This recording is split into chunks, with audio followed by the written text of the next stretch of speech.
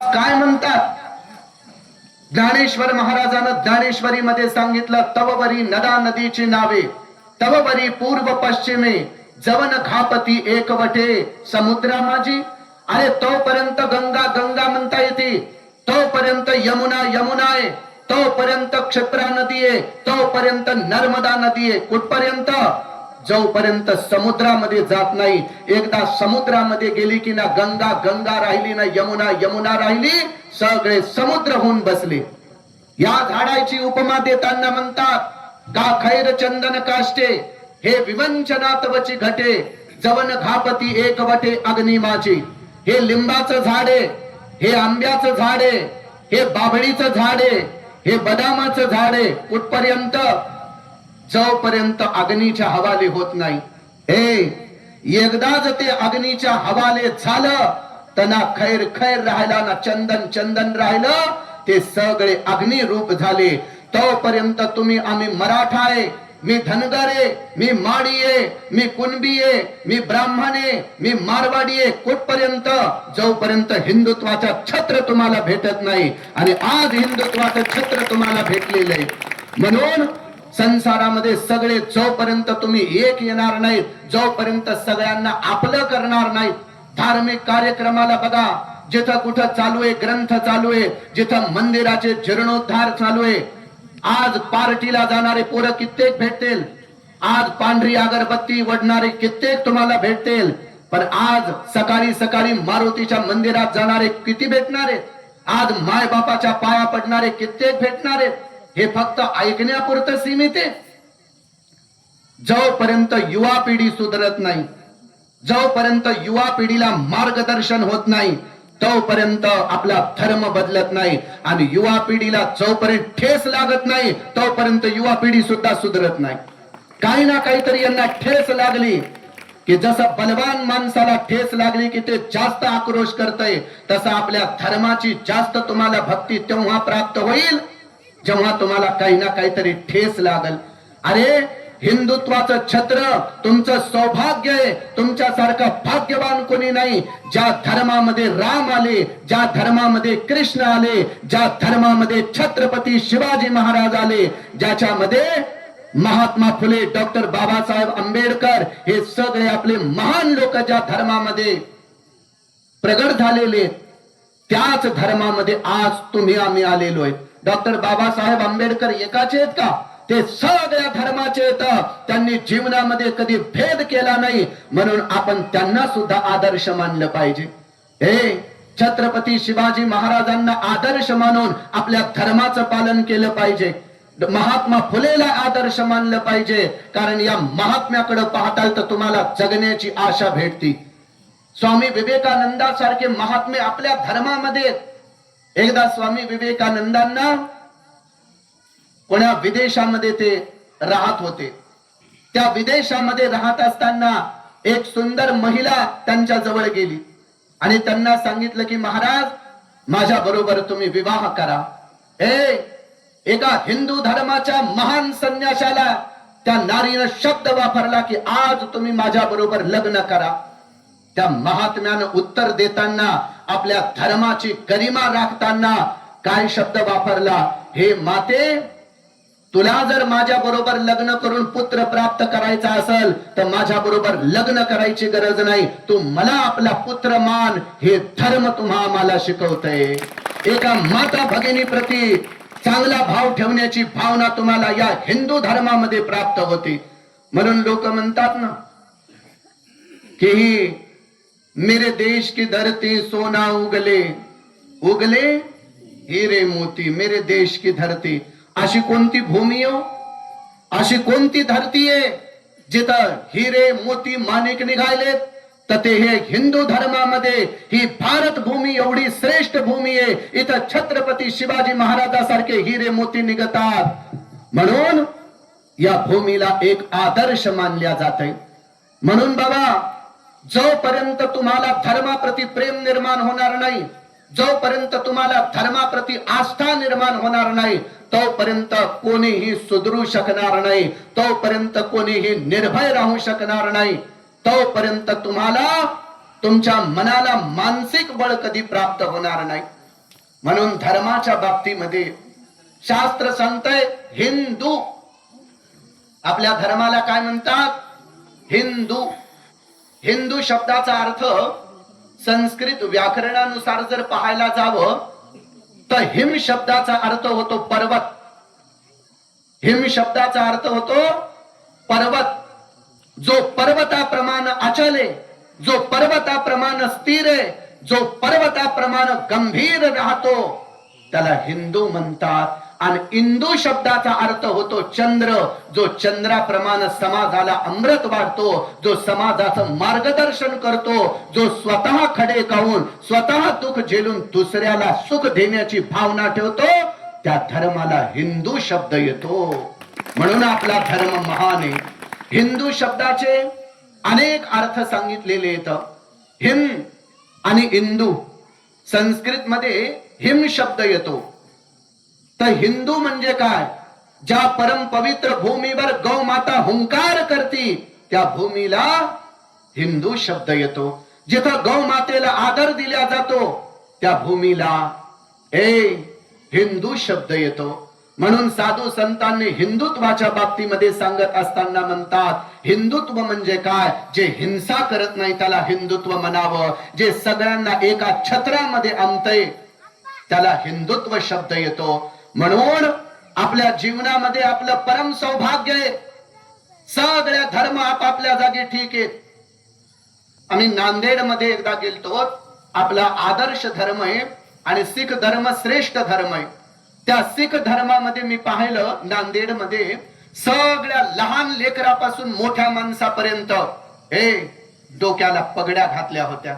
सिख धर्माचा आदर्श आहे आणि त्यांनी त्यांच्या धर्मानुसार करावं. खूप चांगलंय. सिख धर्माला कधी पगडी घालायला लाज वाटत नाही. आणि जैन धर्म, त्या जैन धर्मामध्ये बरोबर याळू करणं, बरोबर अहिंसा परमो धर्म या तत्वाचं पालन करणं त्या धर्मामध्ये सुद्धा श्रेष्ठ सांगितलेलं आहे. तुम्हाला माहितीये ख्रिश्चन धर्मामध्ये एक लॉकेट घातल्या जाते. ते लॉकेट घालणं बाबा त्यांचा धर्म आहे. आपल्याला कुण्या धर्माच्या बाबतीत त्यांचा चांगला गुण घ्या. सिख धर्माचा चांगला गुण काय? डोक्याला पगडी घालणं.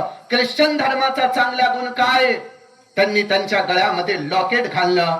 आणि त्यांना जर त्यांचा धर्म पालन करताना गौरव वाटतंय तर मला सांगा ज्या वेळेस त्यांना त्यांचं धर्म पालन करताना एक आनंद वाटतो, पण आपल्या हिंदू मध्ये आजकालच्या नौजवान पोरांना डोक्याला गंध लावायला लाज वाटते. हे आपला खेद आहे महाराज. कित्येक पोराच्या डोक्यावर गंध नाहीये. कोण आपल्या मायबापाच्या पाया पडणारे? आज रामाला आदर्श मानतात. आज मारुती रायाच्या दर्शनाला तुम्ही जातात. रामाचं काम काय? रामायण पूर्ण तुम्ही ऐकलं असेल. सुकृदेव प्रपन्नाय तवास्मीतीच याचते. वाल्मिकी रामायण. प्रात काल उठके रघुनाथा, मात पिता गुरु नावही माता. रामानं आपल्या जीवनामध्ये पहिलं काम काय केलं? रामानं पहिलं आपल्या जीवनामध्ये आपल्या मायबापाचा आदर केला. रामानं दुसरं काम काय केलं? आपल्या संस्कृतीचं जतन केलं. जे धर्माचं काम करतात, जे संस्कृतीचं काम करतात त्यांना उत्साह देण्याचं काम रामानं केलं. म्हणून सगळ्या विज्ञानाच्या लोकांनी सुद्धा ज्या वेळेस रामाला आदर्श मानलं त्यांनी सुद्धा काही ग्रंथामध्ये लिहून ठेवलं की Ram your first respected in mother father, second your culture help and third in country help. पहिलं काम रामानं मायबापाची सेवा करणं, माता पिताचा आदर करणं आणि आपल्या धर्माप्रती आदर बुद्धी ठेवणं हे पहिलं रामानं काम केलं. म्हणून ज्या रामाला तुम्ही भगवान मानता, ज्या रामाला आपण आदर्श मानतो, तर त्या रामाचं सुद्धा आम्हाला ऐकावं लागल. हे राम भगवंताचे संस्कार आहेत. राम भगवंतानं काय केलं? प्रात काल उठके रघुनाथा, मात पिता गुरु नावही माता. वेद पुराण सुनहि मन लाही, आप कहहि अनुजहि समुझाई. स्वतः राम, स्वतः ब्रह्म असून साधू संतांच्या सेवेला गेले. स्वतः राम धर्माची रक्षा करण्यासाठी गेले. ज्या वेळेस आतताई लोकांनी, ज्या वेळेस पापी लोकांनी, दुराचारी लोकांनी रामावतारामध्ये साधू संतांना, हिंदू धर्माच्या लोकांना त्रास होऊ लागला, त्यावेळेस साक्षात ब्रह्म असलेले राम विश्वामित्राची सेवा करण्यासाठी, दृष्टाचा संहार करण्यासाठी राम स्वयं यज्ञाच्या रक्षेसाठी गेले. हे रामाचे संस्कार आम्हाला. राम भगवंतानं आई वडिलाचा आदर केला, तुम्ही सुद्धा आई वडिलाचा आदर करा. राम भगवंतानं यज्ञाची रक्षा केली, तुम्ही सुद्धा तुमच्या संस्कृतीची रक्षा करा. आणि आपल्या जीवनामध्ये चरित्र सांभाळा, आपल्या जीवनामध्ये हिंसा सांभाळा. विनाकारण आपल्यामध्ये वादविवाद करू नका. विनाकारण कुणा आपल्या लोकांमध्ये छोटी मोठी तुमची क्षुल्लक बुद्धी आहे. अरे माळी समाज आपला आहे, अरे मराठा समाज आपला आहे, अरे धनगर समाज आपला आहे. कोणीही एकूण एका प्रति राग द्वेष ठेवू नका. ज्याला तुम्ही राम म्हणतात, ज्याला तुम्ही कृष्ण म्हणतात, ज्याला तुम्ही ब्रह्म म्हणतात, ते ब्रह्म सगळ्याच्या हृदयामध्ये. मला सांगा, आपल्यामध्ये वादविवाद करताल, मंदिरामध्ये जाताल, तुमचं मला आश्चर्य वाटतंय. माणसानं बनवलेल्या देवाला तुम्ही, माणसानं बनवलेल्या मूर्ती प्रति प्रेम करायला, पण देवानं या ज्या मूर्त्या बनवलेल्या आहेत त्यांच्या प्रति रागद्वेष करता, त्यांच्या प्रति दुरावा निर्माण करता. जे राम मूर्तीमध्ये, ते राम आपल्या सगळ्यांमध्ये. म्हणून एक दुसऱ्या प्रति अशी क्षुद्र बुद्धी वापरू नका, एकूण एका प्रति वाद करू नका. सगळे जण जोपर्यंत तुम्ही एक येणार नाही, जोपर्यंत तुम्हाला सगळ्यांचा सहयोग प्राप्त होणार नाही, तोपर्यंत तुमच्या हृदयामध्ये भीती राहील. तुम्ही तोपर्यंत भीती तुम्हाला प्राप्त होईल. म्हणून तुम्हाला निर्भय व्हायचा असेल तर एक दुसऱ्या प्रति प्रेम निर्माण करा. सगळे जण एक का येत नाही? कशामुळे आपल्यामध्ये काही कमी आहे का? आपल्याला हाव लागलेली आहे. आपण स्वतःच्या विकासाचा नाश करायलो, आपण स्वतःच्या सद्गुणाचा नाश करायलो. बघा, आपल्या धर्मामध्ये राम भगवंतानं तुमच्या आमच्या कल्याणासाठी भगवंतानं सगळ्यांना जवळ केलं का नाही? उंच नीच काही नेने भगवंत तिष्ठे भाव भक्ती देखून या. दासी पुत्र कन्या विदुराच्या भक्षी. भगवंतानं विदुराच्या इथं जाऊन कन्या खाल्ल्या का नाही? भगवंतानं जनाबाईच्या इथं सेवा केली का नाही? भगवंतानं एकनाथ महाराजाच्या इथं सेवा केली का नाही? ज्यावेळेस भगवंतानं या जातीपाती पाळल्या नाही, सगळे जण आपण बंधू आहेत, सगळे जण आपण भाऊ आहेत. जेवढ्या नारी आहेत त्या सगळ्या आपल्या बहीण आहेत, आपल्या माता आहेत, आपल्या मुलीसारख्या आहेत. आणि सगळ्यांनी एक येऊन आपल्या गावामध्ये धर्माचे काम करा. कोणी एकूण एकाला भेटलं तर हाय हॅलो तर येरी खेड्यामध्ये नसते, पण कोणाला जय श्रीराम म्हणा, कोणाला जय श्री कृष्ण म्हणा, एकूण एकाला राम कृष्ण हरी म्हणा. अरे नामस्मरणानं तुमचे पापही नष्ट करते. आणि त्या एकूण एकाला थोडं बोलल्यामुळं तुमची बुद्धी एक होईल, तुम्ही सगळे जण एकत्रित होताल. आणि आम्ही ज्याच्यासाठी तुमच्या गावाला आलो, आमचं ते काम सार्थकी लागल. मला सांगा, 24 तास डॉक्टर साहेबांना बोरीमध्ये तुम्हाला माहितीये सारखे पेशंट चालू राहतात, पण एवढं सगळं सोडून आज ते कशासाठी आलेले? आमच्या दोन्ही हे जे मंचावर दोन्ही डॉक्टर विद्यमान आहेत, हे आमच्या बोरीची शान आहेत. हे दोन्हीही प्रसिद्ध डॉक्टर आहेत आणि तरी सुद्धा धर्माच्या कामासाठी आज हे तुमच्यासाठी आलेले महाराज. म्हणून यांचं येणं, आमचं येणं तेव्हा सार्थक होईल जेव्हा तुम्ही एक दुसऱ्या प्रति राग द्वेष न ठेवता हिंदुत्व विचाराला पालन करताल. मारुती रायाच्या मंदिरामध्ये शनिवारी 1-2 पोरं जमून आरती सुरू केली ना, तर आपोआप सगळा समाज तिथं येईल आणि त्यानं तुम्ही एक दुसऱ्याला जोडल्या जातात. होती का नाही आरती? होती ना? हे तुमच्या गावचा आदर्श घेण्यासारखा आहे. हनुमंतरायाच्या मंदिरामध्ये हनुमान चालिसेचा पाठ घ्या, आरती करा,